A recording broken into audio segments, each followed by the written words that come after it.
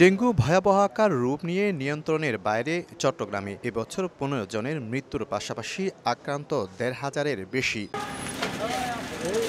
Aedes মশার বংশবিস্তার ও প্রজনন বৃদ্ধির জন্য রাস্তাঘাট, নালা ও বাসাবাড়ি অপরিষ্কারকে দায়ী করা হয়। এমন বাস্তবতায় পরিষ্কার তো দূরে থাক, উল্টো নগরীর ডাস্টবিনে ২ দিন ধরে পড়ে আছে পাহাড় সমান বর্জ্যের স্তূপ। ছড়াচ্ছে দুর্গন্ধ, নাকে হাত দিয়ে চলাচল করছে মানুষ। ভোগান্তি বাড়ছে পথচারীদের। যানবাহন চলা যাচ্ছে না, যানবাহন জাম বাজে যায়। এখানে ময়লাগুলো রাস্তার উপরে ফেলায়, দুর্গন্ধের জন্য যাওয়া আসা করতে পারতেছে না মানুষ।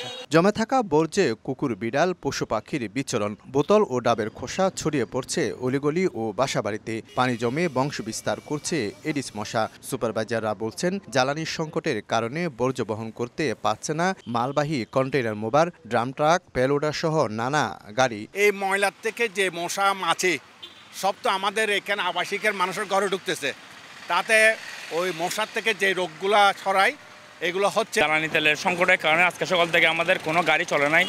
তো প্রধান সড়কগুলো মোহাম্মদ আলী রোড, মেহেদিবাগ রোড, গোলপাহাড় মোড়ের মতো প্রধান সড়কগুলোতে আমরা কোনো আবর্জনা পরিষ্কার করতে পারতেছি না গাড়ি না আসার কারণে। চট্টগ্রাম নগরীর ৪১টি ওয়ার্ডকে ৬টি অঞ্চলে ভাগ করে ৩২২টি গাড়ির মাধ্যমে ৪,৫০০ কর্মী ময়লা অপসারণ করে থাকে। তবে সরকার পতনের পর ৫০টিরও বেশি গাড়ি ও যন্ত্রপাতিতে আগুন এবং ভাঙচুর করা হয়। ফলে কিছুটা বেগ পেতে হচ্ছে যান্ত্রিক শাখাকে। একটু জ্বালানি সংকট আছে, ওটা আজকের মধ্যে হয়তো সমাধান হয়ে যাবে। ২-৩ দিন ধরে সমস্যা, আজকের মধ্যে হয়তো সমাধান হয়ে যাবে। সমাধান হয়ে গেলে ইনশাআল্লাহ এরকম থাকবে না আশা করি। সিটি কর্পোরেশনের হিসাবে চট্টগ্রামে প্রতিদিন বর্জ্য তৈরি হয় প্রায় ১,৫০০ টন। একদিকে চোখ রাঙাচ্ছে ডেঙ্গু, তার উপর মশার প্রজনন ক্ষেত্র। এই ডাস্টবিনগুলোতে জমে আছে ময়লার স্তূপ। এ অবস্থায় এসব ময়লা দ্রুত অপসারণের দাবি জানাচ্ছেন সাধারণ মানুষ। শফিকুল আলম, সময় সংবাদ, চট্টগ্রাম।